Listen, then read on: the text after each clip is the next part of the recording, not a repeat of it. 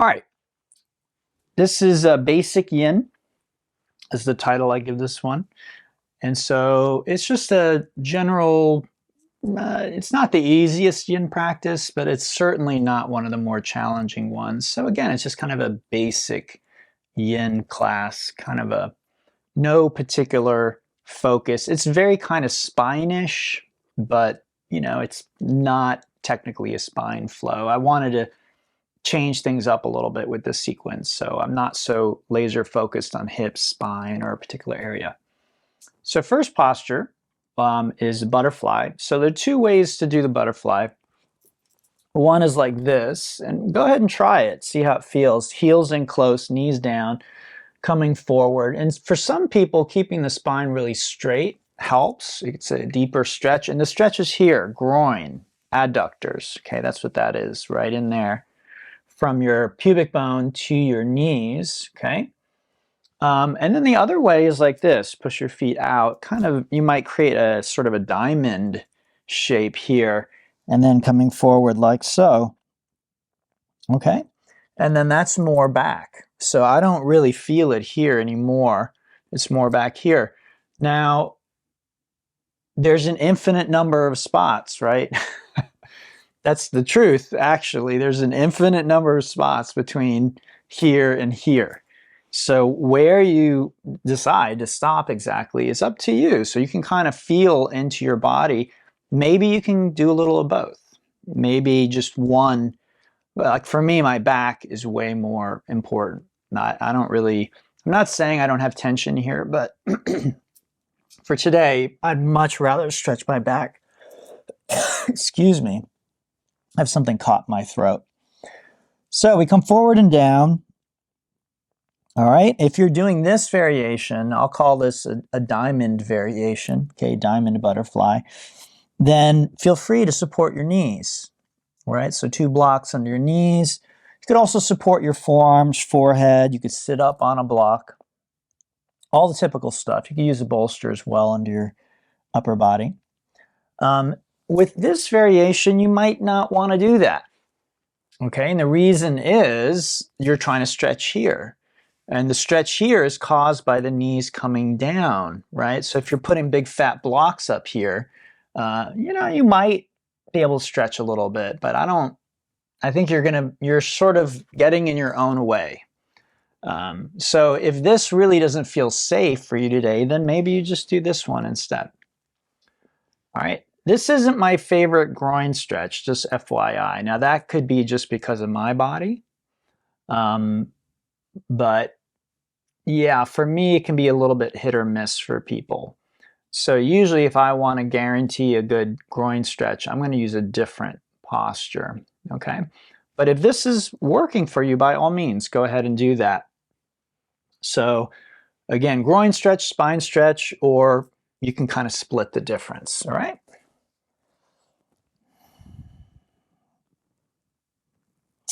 I hope you all know you don't have to wait for me to finish talking to come into the pose. I often talk throughout.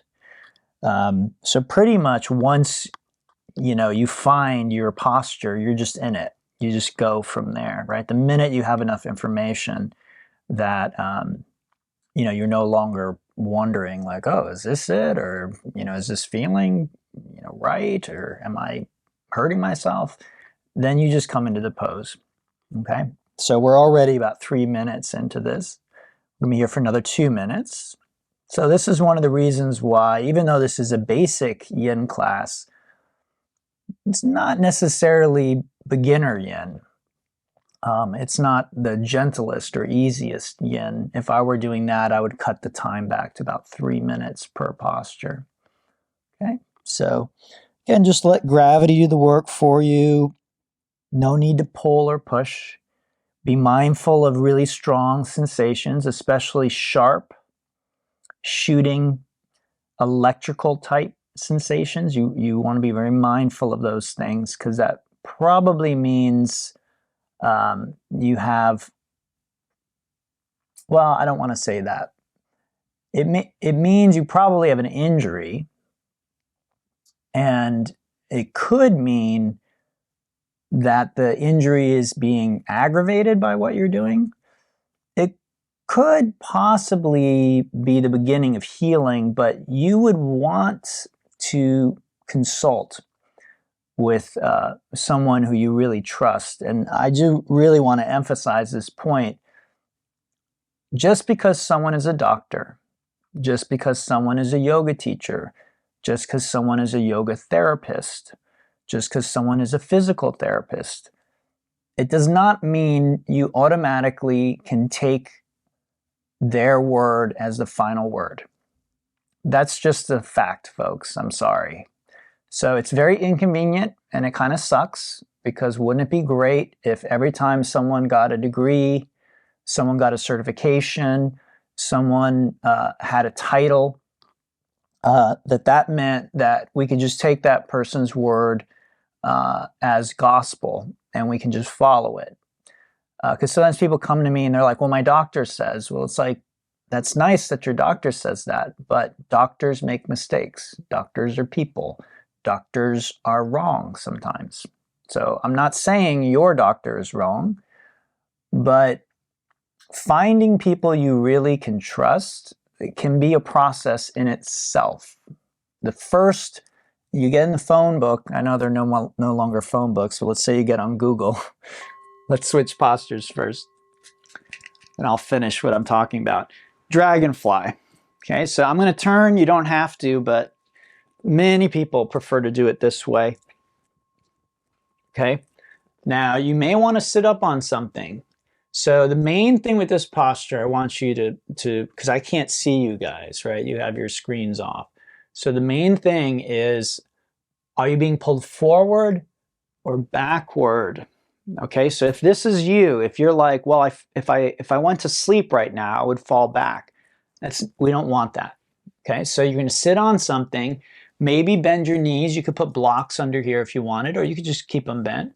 And we want to fall forward. Now, I'll say this: if you're really that tight, maybe you just repeat this. Okay, because again, gravity is going to pull you forward here. Right? No one goes backward in this. Well, I won't say nobody. Most people don't go backward. But this, many people get pulled backward, okay? So again, you don't have to wait for me. Just get into the posture as soon as you can. This week, someone asked me, and it's fairly common, do I need to flex my feet? Do I need to point my toes? No, you can. So if I do that, it definitely changes what I feel. It's a little more intense through here. But for me, that's not worth it. Okay, the effort I'm making, it's not enough of a benefit, a change. The target is here, it's not back here, right? I'm not saying this is bad or useless. So if you have a lot of tension here, doing this, does it for you, then great, flex those feet. Also pointing the feet, right? So that if I'm rolling my feet out, if I'm rolling them in, that's going to affect what I feel, right? And sometimes that can affect how safe you feel. So it's right in here, and then also again the back, and we just let gravity pull us forward and down, okay? So as I was saying a moment ago before we switched postures, I hate it. I hate that that's the case, but just because you Google somebody and you find, oh, there's a physical therapist here, or oh, there's a yoga therapist here, even if they get good reviews, it can be really hard to determine if that person is going to be able to help you. And in my experience, because I've been kind of in this space of yoga and holistic healing and all that stuff, I've seen a lot of stuff, right? I've seen and worked with a lot of people. And in my experience, there is what, for lack of a better term, I'm going to call people who are natural healers. And in my experience, it makes all the difference in the world whether you get somebody like that. So you might think that everyone who becomes a doctor is a natural healer. Again, some of you know that my ex-girlfriend was a surgeon, and in conversations with her and meeting some of her coworkers and stuff, no, that's not the case. Some people become, doctors and surgeons, especially because they have kind of a God complex. You know, they want control, power, respect, lots of money. So it really has nothing to do with healing people. It's someone thinking, you know, what is the quickest way, or what skill set do I have that I'm going to get, you know, respect and power, and I'm going to be able to yell at people and, you know, demand things and have people, you know, scared of me.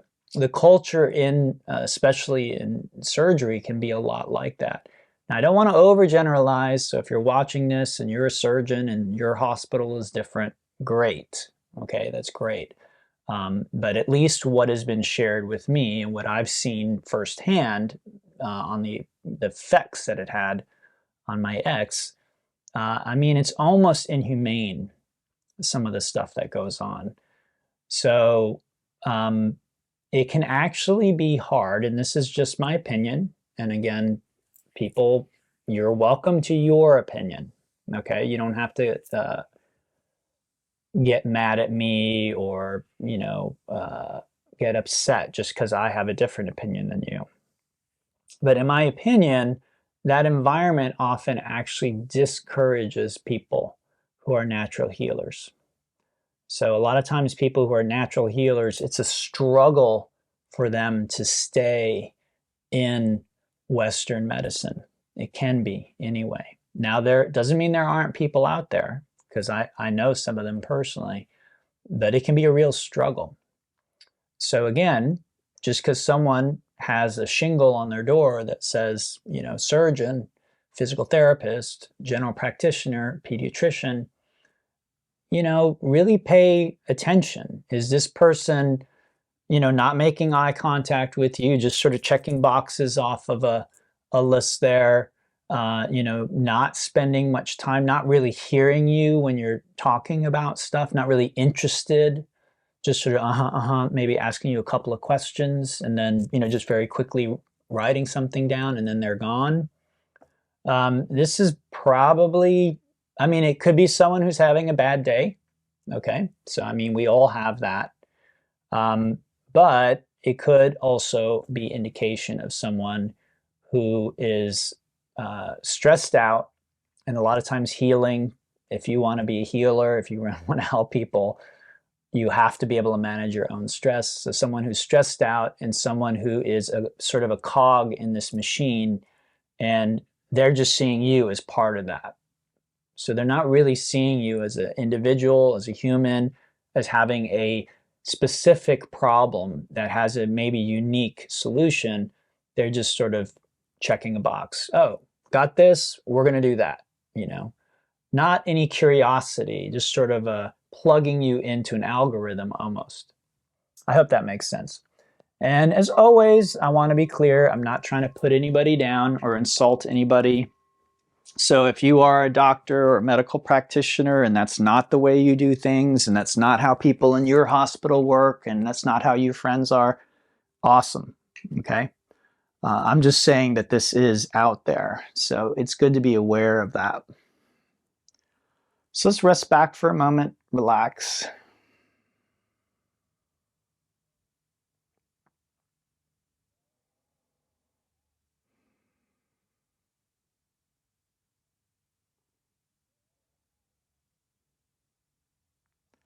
Okay, let's do a little counter stretch. So we'll bring those legs in, move them around a bit, shake it off. And then we'll do the banana next. So moving your hips over to the right edge of the mat. And then take your left leg to the left, cross the right ankle over. Notice my legs are straight, right? So we're not bending those knees. And then we reach up and we'll grab the right wrist. And then here's usually the key for people. You want to pull over, right? Pull the wrist and arm over. But if that's not enough, you sort of wiggle, right? Do you see what I'm doing? Sort of use your head and shoulders to wiggle over. So you're creating a pretty strong arch with your body, and then the stretch is here along the side here. This is called lateral flexion, okay? Lateral flexion. And I find that people often overlook this movement. So when we think of the spine, we think of the torso, we all think about, forward and back bends, obvious. And then twisting, also I think pretty obvious. But this I find sometimes gets left out, this movement, this sort of sideways movement. So I like to be very complete with things like that. So I like to be aware of all the possible movements and to give each its own due, you might say. So that's what we're doing here. As always, make sure you're not in, excruciating pain. You don't feel that this is unsafe. In this posture, for most people, the only problem they run into is like in the shoulders. So if this is like aggravating an injury, then maybe you just bring this arm down. As long as you still feel the stretch here, right? You can bring that arm down. Some people like to grab elbows instead. So that's very effective for me. Maybe I'll keep my arms in this position. Might even be a deeper stretch, right? But likewise, that might aggravate if you have a shoulder thing going on. So anyway, back to sort of what I was talking about today. And again, I hope you all hear me coming from the right space. This is all things that come from experience, right? So this isn't conjecture. It's not me just pontificating about how I think things are. These are things I've actually seen and experienced. And again, I've been in this space, and I've also, dated and have friends who are in the medical field, right? In the medical profession. I know many nurses. I know, again, I'm very close with a surgeon. I know I have a student and friend who's a physical therapist. So, again, you may be resistant to hearing these things, or you might not like what I'm saying, but I'm sharing them with you for a reason. Health and healing are really super important if we're going to find any sense of peace and happiness in this life. And when you're really young, I think that it's, if you're lucky, when you're young, it's not something you need to think much about. That was my experience, and I was lucky. I think I was very, very lucky. So for much of my life, I did not need to, I could pretty much do what I wanted. I could eat what I wanted. I could do what I wanted. And I didn't have negative repercussions in my body. Didn't have a lot of allergies. Didn't have a lot of pain, especially chronic pain, nothing like that. Relatively physically anyway, healthy. Good eyesight, good hearing. So yeah, just kind of coasting along. And I think this is many people's experience when they're very young. At a certain point, though, you might find that it becomes a little more challenging to keep your body in tip-top shape. And some people experience this when they're young. So again, my experience is definitely not everyone's experience. Some people struggle with their weight and obesity and things like that. Other people struggle with allergies, that they have a skin condition or something else that flares up. Other people, it can, instead of, this is a little bit off topic, but it can be mood disorders, right? Emotional regulation and things like that. So these are things that very often we, again, we may encounter them when we're young. But for some people, these are things that they may encounter, not the mood disorders, again, that's a little bit off topic, but the physical stuff. I think most people, sooner or later, as they age, they encounter challenges with their health and with managing things like pain and discomfort in their body. Let's switch sides. As you switch sides, you might take a moment just to kind of feel the two sides and see if you can, physically feel that there's something happened, right?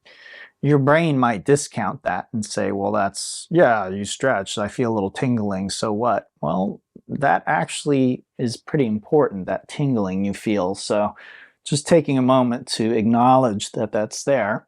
And then we do banana on the other side. Okay. And again, you just want to be as aggressive as you need to be to find that stretch. Okay. All right. So we're here in our banana pose. So again, this is something that I think is really important.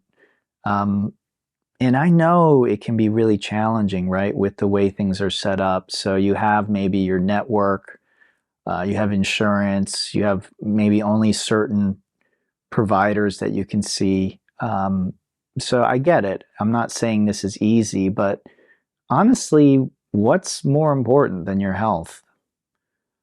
I mean, at the end of the day, what's more important than that? If you enjoy playing music like me, but your health is horrible, like how much fun are you going to have playing music if you're constantly in pain? If, you know, you have an itchy rash all over your body, whatever it might be. Or even worse, again, that I actually think the emotional stuff is perhaps more important. And it can be so tricky because that can hide. And currently in our culture, the emotional stuff is still kind of, for lack of a better way of putting it, poo-pooed. We're kind of told like, oh, well, you know, you'll get over it, or you should get over it, right? If you're feeling something, you're feeling off emotionally, you feel depressed, you feel sad, whatever it might be, we're just often told, well, you know, get over it. Well, if you knew how to get over it, you would have, chances are. So as a culture, we're not really quite there yet in terms of addressing these things. And I think especially effectively. A lot of people, if they have access to a psychologist or psychiatrist, and again, I'm not trying to insult or put down anybody, I'm just sharing my experience and the experience that others have shared with me. A lot of times these things temporarily may make us feel a little better. Talk therapy, things like that. But there can be many kinds of therapy that don't actually get to the root of the problem. And in general, this is a statement that I'll make. And again, this statement is coming from the yogic kind of perspective. So this is coming from a different point of view. So again, you're welcome to disagree. You're welcome to believe whatever you want. But so am I. So there's this weird thing happening in our culture where a lot of people think that if they disagree with someone, they somehow need to cancel them or shut them down or something. And, we have to be okay disagreeing on stuff. That's what free speech is all about. And at least in the United States, that was considered a pretty important thing, free speech. So the idea that everyone needs to agree or, no one can be, whatever it is, this is a problem. So as far as I see it. So anyway, in my experience, there are many forms of therapy and, counseling that don't get to the root of the problem. And this is also true of physical healing as well. So there are many Western medicine very often, from the yogic perspective, addresses symptoms and not the root of the problem. So for instance, if you go see a therapist, psychologist, psychiatrist, and maybe they prescribe some meds and you feel a little better, well, the root of the problem is probably an emotional repression. It's a thought or belief you have about yourself, like a deficiency story, that you believe you're not good enough on some level, not consciously. This is very, very important. So very few people will consciously admit, oh, I feel like I'm not good enough. But if you look at people, especially overachievers, perfectionists, right? People like that, these are people very often They're trying to be perfect. They're trying to achieve enough to overcome this innate sense that they're not good enough. Okay, so it drives them, and they do more and they achieve more and they get more and more recognition, but nothing overcomes that feeling because, again, it's in the unconscious and there's no amount of accomplishment that will get rid of that. There's also no amount of drugs that will get rid of that permanently, right? So the drugs might mask it, it's still there. So again, this is a thing where in Western medicine currently, the thinking generally is, well, you're stuck with that. You believe you're not good enough unconsciously, and you're just going to have to live with that forever.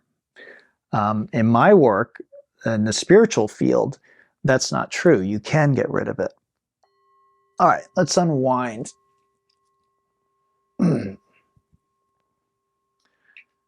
So I'll point out to everybody who, you might be sitting there and thinking, well, that's convenient that you think that. You're a spiritual teacher and, you're probably biased. And yeah, I probably am. But I'll point out that within the last 10 to 15 years, meditation has become very much a part of the medical establishment's process. Like they pretty much, most doctors and people who are concerned with health are recommending that people meditate now. So again, until very recently, meditation was considered the domain of simply the spiritual teacher. Now you might very well have a doctor who says if they're up on the latest research, they might recommend mindfulness practices like this and others. So you can see how in many respects, spirituality can actually be ahead of where Western science and medicine is. Okay, I just want to point that out because this is something we've seen happen and it continues to happen where these interventions that were spiritual are migrating into Western medicine and understanding. All right, let's bring those legs in, give them a little squeeze. So it's not unprecedented. It's not beyond the realm of possibility that the things I'm talking about now in another 10 to 15, 20 years will be things that doctors and psychologists and psychiatrists talk about. Oh yeah, we can address the root of depression, of deficiency story, of trauma. We don't have to simply rely on drugs to cover it up. All right, let's hinge up. And we'll transition into a tabletop, do a little bit of what we call bear pose there, just to warm up and address the spine here. Primarily, we'll do some back bends next.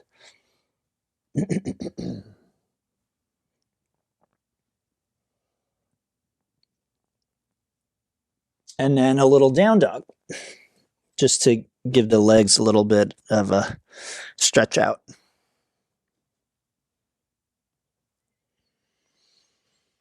Okay, from there we'll come forward onto the belly. Let's prop ourselves up on the elbows. This is Sphinx, okay? Now you're more than welcome to hang out in Sphinx. For many people, when I teach public classes, right, with a drop-in class with lots of people in it, most of the class is doing this. All right, they don't go any further than that. So if you're doing that at home, it's probably plenty. But you want to check in. Do you feel the stretch in your back? If the answer is no, then you do want to see if you can get a little further. This is the seal. And so this is what I'll be doing today because I wasn't really feeling much in that Sphinx. You can also prop your elbows up on something. The head can be held up, drop forward or drop back. Shoulders depressed or relaxed. Legs together or apart. Okay?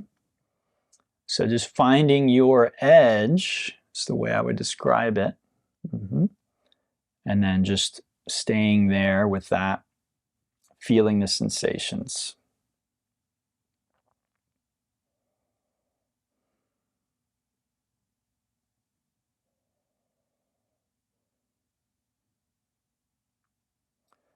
So for me, this distinction is, it's very evident to me when looking at the Western approach to so many things, but definitely healing. Again, be it physical, mental, emotional. It's so often the Western approach is addressing symptoms and not the root of the symptoms. And I think if I had a guess, this is just a guess, this is just conjecture, but if I had a guess, that stems from our kind of self-imposed limitation of focusing just on material, the material reality, what we call physical reality. And the reason we do this, I think, is because that's the easiest thing to measure, right? How do you measure health, right? How do you measure happiness? How do you measure someone's peace, their sense of peace? How do you measure wellness, right? How do you measure love? Can you? So this is where Western science and medicine tends to drop off, because it says, well, we can't measure it, so we're not going to study it. But I'll ask you this question. What is more important to you, happiness or seeing you have $1 billion in the bank? You might think $1 billion in the bank will bring you happiness. It won't. I can guarantee you that. I'm not saying it can't play a role in your happiness, but it's not going to bring anybody happiness. So let's look at Steve Jobs. During his last days, he's dying of cancer. He built, Apple computers, helped create Pixar, had this life that absolutely revolutionized the way that we live. And yet he's there dying of cancer in his last days. Do you think the billions of dollars he had in the bank was a comfort to him? Do you think that he was like, well, I'm dying of cancer, but I'm happy because I have billions of dollars in the bank? So, money doesn't bring happiness. Building Apple computers doesn't bring happiness on its own, right? So happiness is something else. So if we ask the question, do I want to be happy or do I want $1 billion? Again, some people think, well, if I had $1 billion, I'd be happy, but that's not true. You're taking a lot for granted when you make that statement. So I think most people, if they really think about this in the right way, you come up with, I want to be happy. I want to be healthy, right? And so often we're chasing other things to get happiness and health. What I love about the yogic teachings and spiritual teachings that I follow, which include many Christian teachings as well, what I think Christ was teaching about, is that happiness can be accessed without chasing other things. It can be accessed within us. And so for me, that's really what yoga is ultimately about. All right, let's come on down. You can rest on your belly for a moment.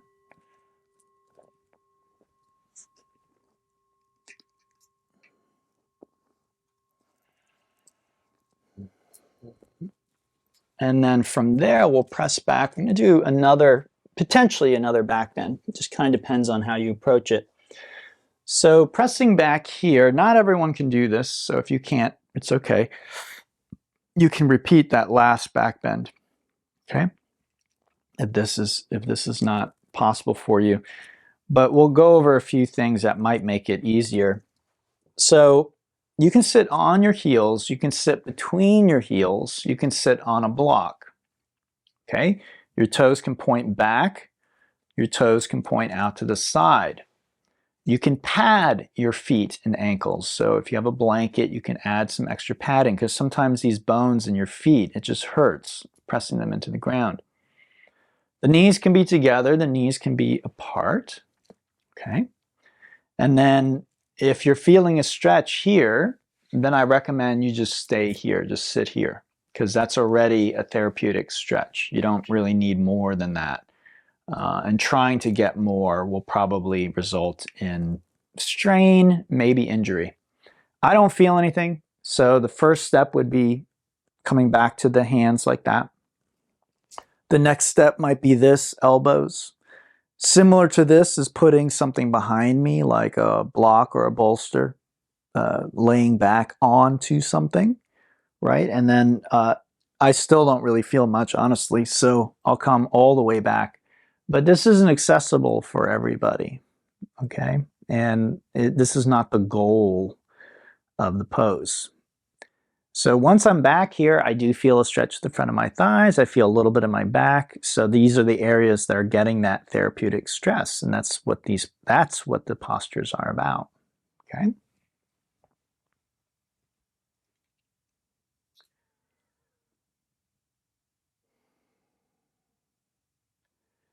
So the root cause of suffering, this is actually what the historical Buddha was interested in. Some people think like Buddhism is like a religion or, spirituality, whatever. I mean, yeah, I guess you could say that. In many ways, Buddha was like a doctor. He was interested, he saw that human beings suffered, and he was interested in curing that. And that was sort of his teaching. And he eventually realized for himself what he thought was the cure to suffering. And so he shared that with the world. And again, it doesn't really have to do with money in the bank, with success, with any of this stuff. It really does have to do with changing the human heart and mind. And then at a certain point, if you do that work, and again, I think in very broad terms, folks. It's just the way my brain works. So I actually think Jesus was teaching the same thing with different words, to a different group of people at a different time. And he had different, in spirituality, we use what are called pointers. Because again, what are we talking about when we're talking about true spirituality? We're talking about that which cannot be seen or measured, right? Can't see it. Kingdom of heaven. Jesus is kingdom of heaven. Can you see it? Can you show it to me? Show it to me. Show me heaven. Show me hell right now. Show me your spirit right now. Show it to me. I want to weigh your spirit. I want to weigh your soul. Can't do it, can you? So when we're talking about spirituality, we're immediately talking about something that can't be measured. And this is where, again, I think in the West, we go off the rails because we've gotten so obsessed with measuring things. Science is very powerful for dealing with physical reality. Very, very powerful. But it has its limits. And there are actually scientists who want to deny that anything that can't be measured even really exists. So they want to say that consciousness doesn't exist. Why? Because consciousness can't be measured. How do we measure that you're conscious? How can we prove that you're a conscious individual? There's no way to do it. How do you know I'm not a robot, right? I'm not conscious. I've just been programmed to say all this stuff and to appear conscious. There's no way you can prove that that's not true, right? I'm a highly sophisticated robot. I resemble a human in every respect. If you were to take me apart and dissect me, I would be human, but I'm not conscious. There's no consciousness here. Everything I say and do has just been pre-programmed. There's no way you can prove it. How do I prove you're conscious? I can't. So this is where we run into a problem with Western thinking, because we want to measure everything. We don't want to believe in things that we can't prove, can't see. But we can't see consciousness. We can't see happiness. We can't see love. But in your life, aren't those things more important than anything?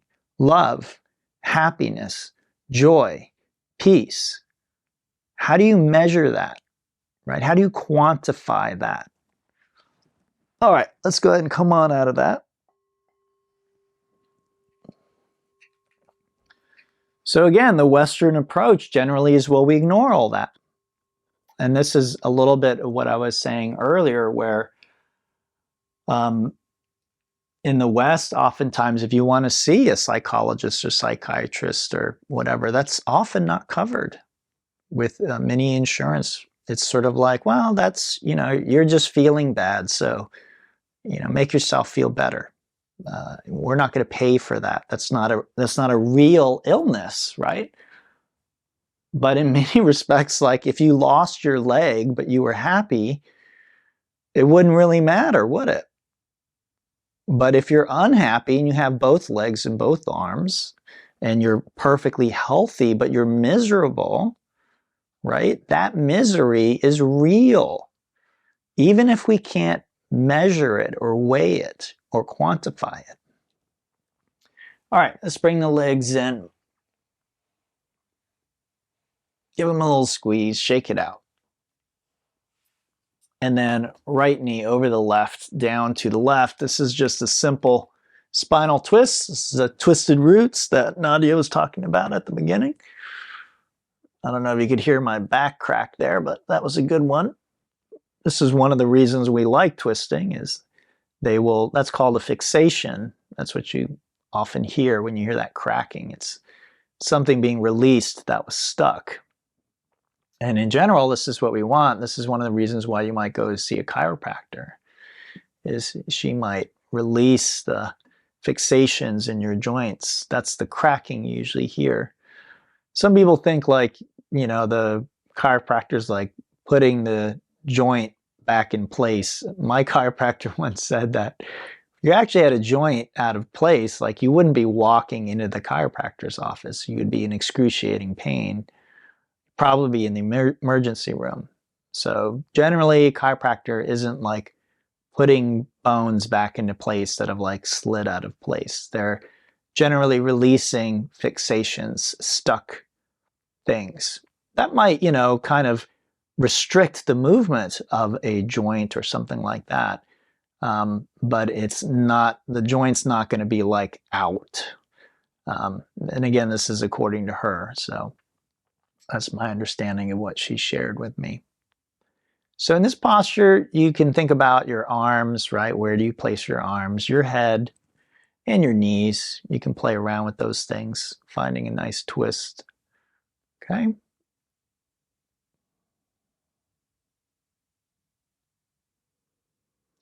So anyway, again, everyone, I've been surprised over the years as I've learned more about health and healing and tried sharing that with people. I've been surprised at times when people get triggered or upset or push back really hard when I share something that is, my intention is just to be helpful and to share things that I've learned. But at no point am I saying my opinion or what I've learned is the final word on anything. I can change my opinion, and I do often. I can learn new things.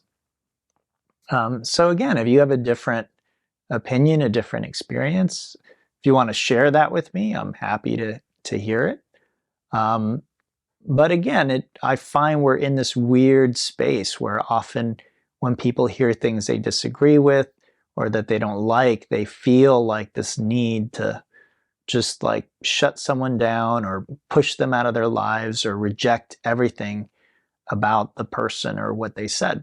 So, it can be perfectly okay that you heard something in today's class that you disagree with, but you could still come to class and there might be other things I say that you agree with.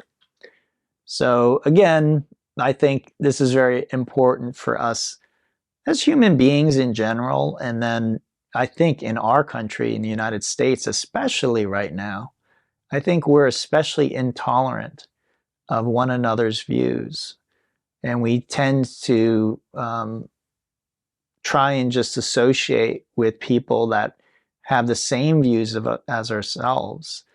And we want to completely shut down, ignore, or somehow pigeonhole people who might have a different point of view. So I always find it interesting when individuals can have some, I don't know what the right word is for it, but mixed views, I might say. So oftentimes people will identify according like political lines, and then they might just follow that. So all of their opinions follow this sort of standard, you know, line of what you're supposed to do when you're in a certain political camp. You know, so views on whatever it might be, vaccinations, abortion, you know, certain laws, things like that. You often find people just very following all the way down. Oh, if I'm a Democrat, then I believe this, this, this, this, this, this. If I'm a Republican, I believe this, this, this, this, this, and this. So it's interesting when you can meet individuals who don't do that, and they're actually able to maybe still vote one way or the other, but they also recognize the limitations within the views of their own party. And they also recognize where views in the other group are actually legitimate, warranted, and maybe make sense. Let's switch sides.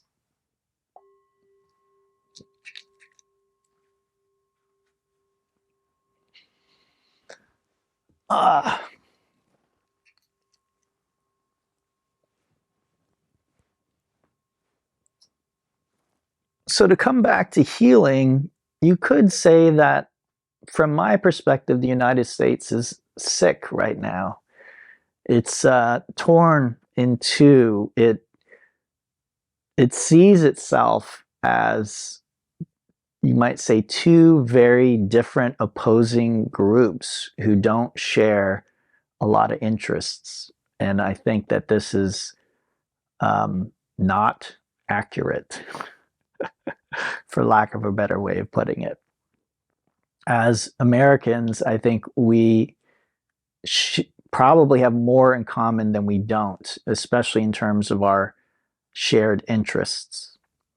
So it's very interesting where we are in this country right now, where we have people, maybe even within the same family, who can't stand to be around one another because of political views.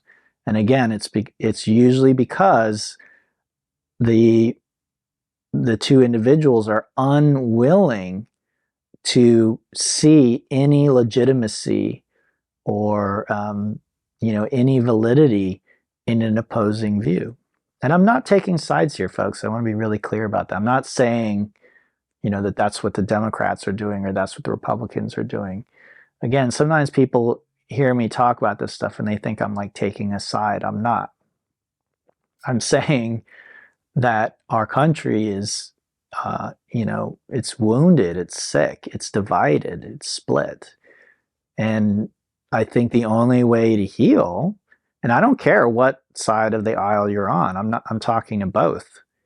The only way to heal is to listen and to try and understand a perspective that's different than your own, rather than simply rolling your eyes and assuming that someone is ignorant or stupid, you know, or, you know, whatever it might be.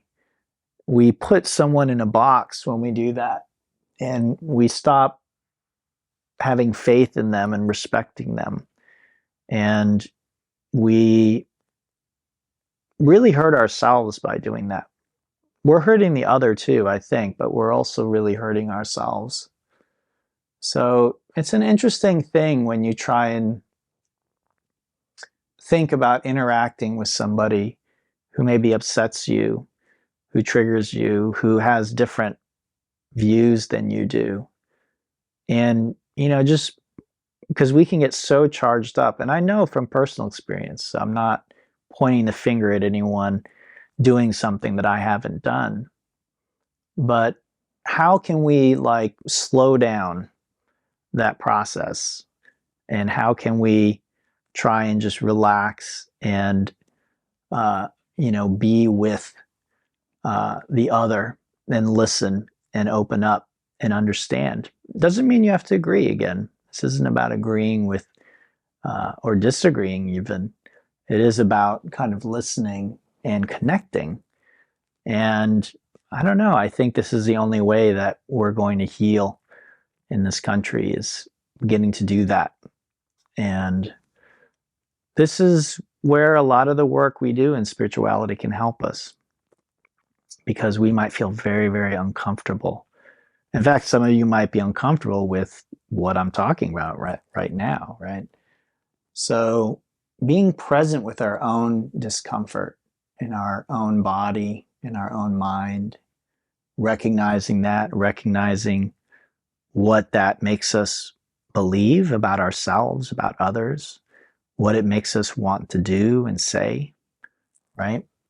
This is really where spirituality gets a lot deeper.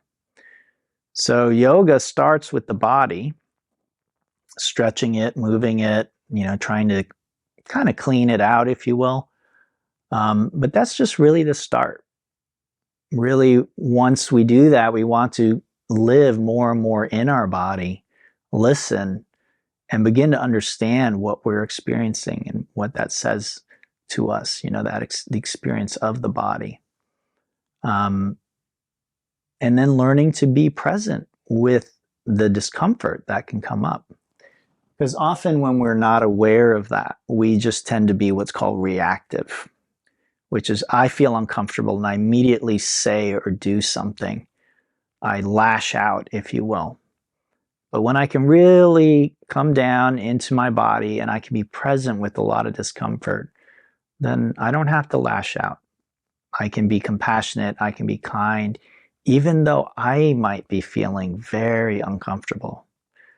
So for most people, it requires practice, and a great way to start practicing is meditation. Not all meditation is created equal, so I do usually need to say that, because some meditations are more focused on just relaxing, which is important, but some meditations really cultivate mindfulness or awareness, and that's really what I'm pointing to. Okay, let's unwind from that. Come onto our back. Let's just relax for a moment.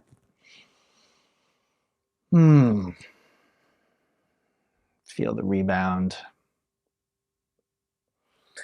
Check the time here. Oh, good. We're making good time. All right, so we'll bring those legs in, give them a little squeeze, shake it off. And then as usual, I recommend you unwind onto your back. Set a timer for 6 minutes and just allow your body to rest in stillness for that 6 minutes.